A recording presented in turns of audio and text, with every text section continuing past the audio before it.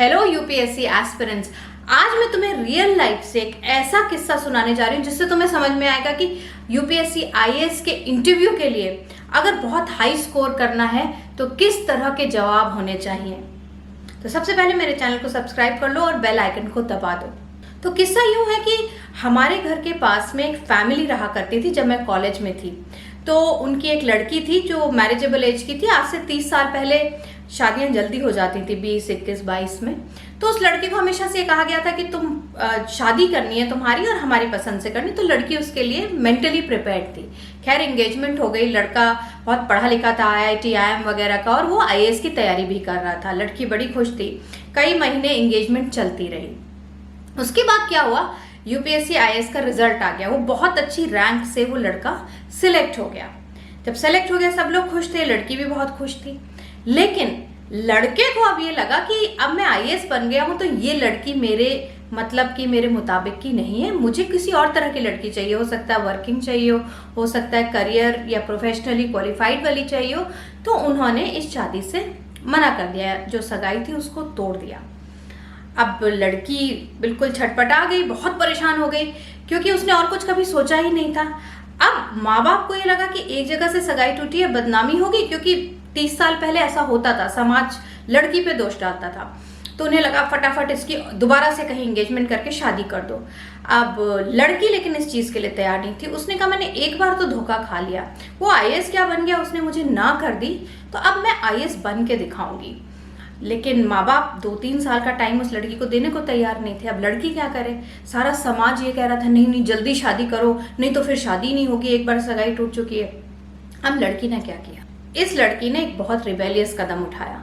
अपने सारे बाल कटवा दिए, शेव करा दिए, मतलब गंजी हो गई, और उसके साथ एक 0 पावर का चश्मा लगाने लगी।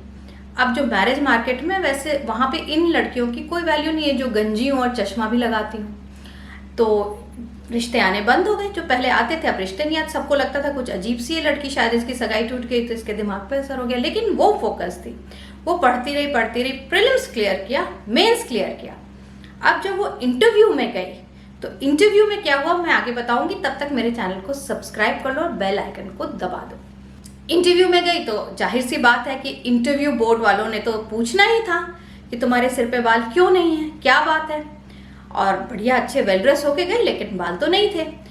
तो एक इंटरव्यू ने पूछा कि भाई आपके घर में कोई ट्रेजेडी हो गई या आपने कोई भगवान के आगे मन्नत मांगी है कि मैं बाल उतार दूंगी जब तक मेरा सपना पूरा ना हो। तो उसने कहा ऐसा कुछ भी नहीं है, और उसने बताया कि मैंने शादी को अवॉइड करने के लिए ये कार्य किया क्योंकि मेरे पास कोई और चारा नहीं था, सब कोई मेरी शादी कराना चाहता था।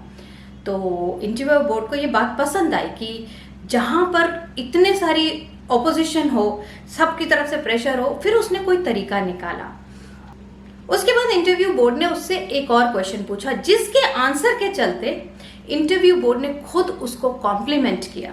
तो क्या है वो सवाल और क्या है वो जवाब मैं अभी बताऊंगी। तब तक मेरे चैनल को सब्सक्राइब कर लो और बेल आइकन को प्रेस कर दो। तो इंटरव्यू बोर्ड के एक मेंबर ने सवाल पूछा कि जब तुमने ऐसा कदम उठाया, इस समाज में बाल भी हटा दिए और चश्मा लगाने लगी, तो तुम्हें लोगों से सुनना नहीं पड़ा, कोई इंसल्ट ह्यूमिलिएशन नहीं हुआ, लोगों ने क्या क्या कहा होगा, क्या क्या तुमने सहा, तुम्हें बुरा नहीं लगा?